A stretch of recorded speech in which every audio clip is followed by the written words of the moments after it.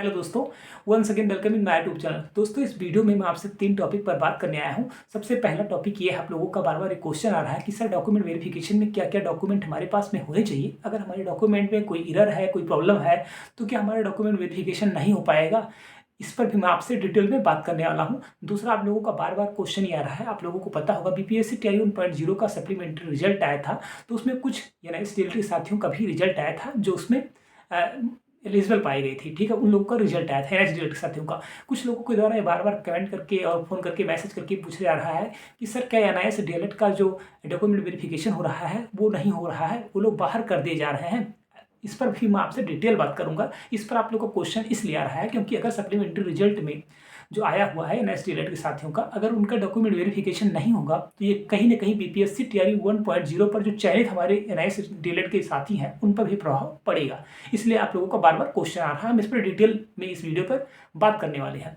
तीसरा, आप लोगों का बार बार क्वेश्चन आ रहा है जिन साथियों का सिलेक्शन किसी वजह से नहीं हो पाया है, वो लोग बहुत ज़्यादा परेशान हैं। तो उन लोगों के लिए 2024 में कौन सी वैकेंसी देखने को मिलेगी, हम इस पर भी पूरा डिटेल में चर्चा आपसे करने वाली है। वीडियो को शुरू करने से पहले आप लोगों से एक छोटा सा रिक्वेस्ट है, आप लोग प्लीज़ चैनल पर अगर नए हैं, अगर आपने अभी तक चैनल को सब्सक्राइब नहीं किया है तो प्लीज़ आप चैनल को जरूर सब्सक्राइब करिए और वीडियो को आप लोग लाइक जरूर कर दिया करिए। चलिए वीडियो को शुरू करते हैं। सबसे पहले हम आपसे बात करने वाले हैं कि अगर आप डॉक्यूमेंट वेरिफिकेशन के लिए आप जा रहे हैं तो आपके पास में क्या क्या डॉक्यूमेंट होने चाहिए। एक बार आप इसको अच्छे से देख लीजिएगा। घर से जब आप निकलने लगिएगा तो अपने बैग में कम से कम 2 नहीं 3 नहीं, कम से कम 10 से 20 बार चेक कर लीजिएगा एक एक चीज़ आपके पास है या नहीं है। आप इस वीडियो को एक बार पूरा देख लीजिए। सबसे पहले हम बात करेंगे आपको हाई स्कूल। ठीक है, हाई स्कूल का आपके पास में ओरिजिनल होना चाहिए। इंटरमीडिएट का आपके पास में ओरिजिनल डॉक्यूमेंट होना चाहिए और ग्रेजुएशन स्नातक का भी आपके पास में ओरिजिनल डॉक्यूमेंट होने चाहिए।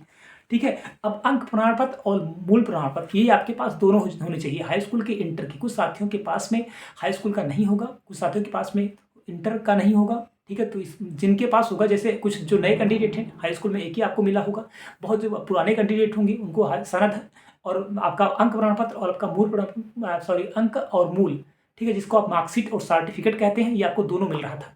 इंटर में कुछ साथियों के पास में 2 होगा, किसी को कॉलेज से एक ही मिला होगा। जैसे अगर नए की आप बात करेंगे तो मुझे लगता है नए में सिर्फ एक ही मिलता है, उससे जो पुराने वाले साथी होंगे उनको 2 मिलता था। पहले सर्टिफिकेट और मार्कशीट 2 मिलता था। तो जैसे भी आपको मिला है, आपके पास हाई स्कूल, इंटर, ग्रेजुएशन और पीजी आपने जो जो फॉर्म फिल करते टाइम लगाया है वो सभी आपके पास में ओरिजिनल होनी चाहिए। ठीक है, हाई स्कूल हो गया, इंटरमीडिएट हो गया और आपका स्नातक हो गया। उसके बाद में बीएड और डीएलएड, अगर आपने बीएड किया है तो बीएड की मार्कशीट और सर्टिफिकेट होनी चाहिए। अगर डीएलएड किया है तो डीएलएड की होनी चाहिए। उसके बाद में आपके पास जाति प्रमाण पत्र होना चाहिए। अगर आप बिहार से हैं तो अगर आप अदर स्टेट हैं तो आपको जाति प्रमाण पत्र की आवश्यकता नहीं है। अगर आप बिहार से हैं तो आपके पास, अगर आपने जाति प्रमाण पत्र लगाया है तो आपकी जाति प्रमाण पत्र आपके पास होना चाहिए। उसके बाद में अगर आप आवासीय भी आपके पास में होना चाहिए। ठीक है, अगर आप बिहार से हैं तो अदर स्टेट है तो कोई दिक्कत नहीं है। अगर आप पीएच कैंडिडेट हैं तो पीएच का आपके पास सर्टिफिकेट होना चाहिए। उसके बाद मूल आधार कार्ड। ठीक है, मूल आधार कार्ड में क्या प्रॉब्लम आ रही है बात समझिएगा। मूल आधार कार्ड जो आपका होगा, आपका आधार कार्ड, उसमें आपका जो मोबाइल नंबर है वो जनरेट होना चाहिए, क्योंकि ओटीपी आपका उसी पे आएगा। ठीक है, तो आपके आधार कार्ड में मोबाइल नंबर आपका अपडेट होना चाहिए, ये चीज़ आप ध्यान दीजिएगा। उसके बाद में अभ्यर्थी का 4 फोटो, जो फॉर्म फिल करते टाइम आपने फोटो लगाया था वो आपके पास 4 फोटो होना चाहिए। उसके बाद में आपका सीटेट और एस्टेट, अगर आपने 1 to 8th के लिए हैं तो आपके पास सीटेट होना चाहिए।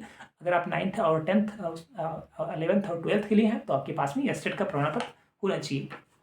ठीक है, सीटेट का प्रमाण पत्र भी होना चाहिए और पैन कार्ड आपके पास होना चाहिए और बीपीएससी टीआरई 2.0 का आपके पास में एडमिट कार्ड भी होना चाहिए।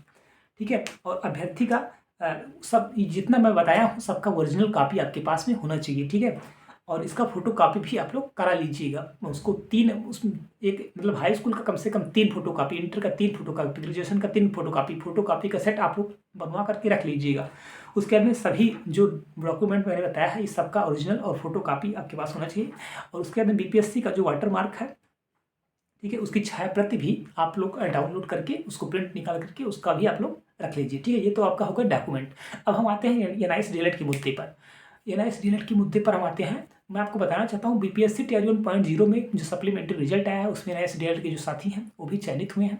ठीक है, कम से कम 10 से 12 लोग हमारे कॉन्टैक्ट में हैं, जो भी अभी मेरी उनसे बात हुई है। वो लोग, कुछ लोगों का समस्तीपुर है डॉक्यूमेंट और कुछ लोगों का कहीं और बता रहे थे, मुझे इतना क्लियर नहीं याद है, और मैसेज करेंगे हम आपको बता देंगे। तो वो लोग डॉक्यूमेंट वेरिफिकेशन के लिए गए हैं। देखिए, प्रॉब्लम इसलिए आ रही है इस बार क्या हो रहा है, प्राण आपका जो जनरेट हो रहा है तुरंत हो रहा है। ठीक है, ठीक है, जो प्राण जनरेट हो रहा है तुरंत हो रहा है, तो इसलिए डॉक्यूमेंट वेरिफिकेशन करने में पूरे दिन में 20-20, 22-22 लोगों का ही हो पा रहा है, समय लग रहा है, मतलब एक कंटिन्यू में कम से कम 1.5 से 2 घंटा लग रहा है। ये प्रॉब्लम आ रहा है।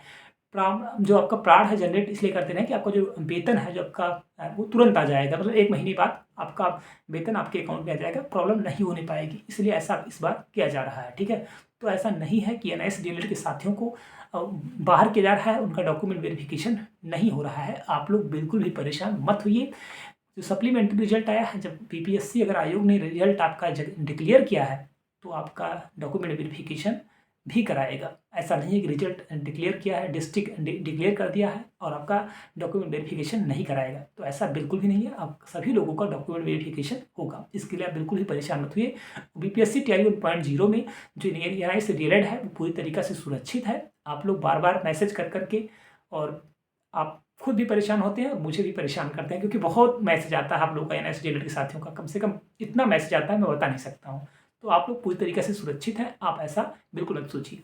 अब हम आते हैं जिन साथियों का सिलेक्शन नहीं हो पाया है, वो लोग और ज़्यादा परेशान हैं, वो लोग सोच रहे हैं कि वैकेंसी आएगी या नहीं आएगी, पीआरटी में कितनी वैकेंसी रहेगी, इन सभी पॉइंट पर मैं आपसे बात करने वाला हूँ। मैं आप सब साथियों को बताना चाहता हूँ कि बीपीएससी 3.0 का नोटिफिकेशन फिर आपको देखने को मिलेगा। माननीय सचिव साहब, शिक्षा सचिव के पाठक जी के द्वारा बार बार कहीं भी आप चेकिंग करने जा रहे हैं तो बार बार बयान दे रहे हैं कि इस बार भी 50,000 की अप्रॉक्स वैकेंसी आएगी पीआरटी में। मान के ये चलिए इस बार आपको कम से कम 20 से 25,000 की अप्रॉक्स वैकेंसी पीआरटी में ही देखने को मिलेगी। ठीक है, टीजीटी में भी वैकेंसी रहेगी, पीजीटी में भी रहेगी और जूनियर में वैकेंसी रहेगी। तो ऐसा नहीं कि वैकेंसी नहीं आएगी। आप सभी साथियों जो किसी वजह से चयन जिनका नहीं हो पाया है 1 नंबर 2 नंबर 3 नंबर की वजह से, तो बीपीएससी 3.0 की तैयारी में लग जाएगी। जो हमारे साथी उत्तर प्रदेश के हैं, वो पुलिस की भी वैकेंसी आई है। आप अगर आपका एज है तो आप वहाँ भी आप दे सकते हैं। बाकी यूपी में जो शिक्षा चयन आयोग है उसका गठन भी हो चुका है, फरवरी में वो बिल्कुल अपने कार्य पे आ जाएगा, फरवरी से सारा प्रोसेस शुरू हो जाएगा। तो फरवरी मार्च में आपको सुपर टेट और यूपी टेट जैसी चीज़ें भी आपको देखने को मिलने लगेंगी। उम्मीद करता हूँ आपको सारी चीज़ें समझ में आ गई होंगी। अगर आप चैनल पर नए हैं तो प्लीज़ चैनल को आप जरूर सब्सक्राइब करिएगा और वीडियो को आप लोग लाइक प्लीज़ कर दिया करिए। वीडियो को कम से कम लाइक कर दिया करिए, आप लोगों से रिक्वेस्ट है। आप लोगों के लिए एफर्ट किया जाता है, आप लोग के लिए मेहनत किया जाता है। और अगर आपका कोई क्वेश्चन है, कोई डाउट है तो आप ज़रूर कमेंट में आप पूछ लीजिएगा। ठीक है, thank you so much, all the best.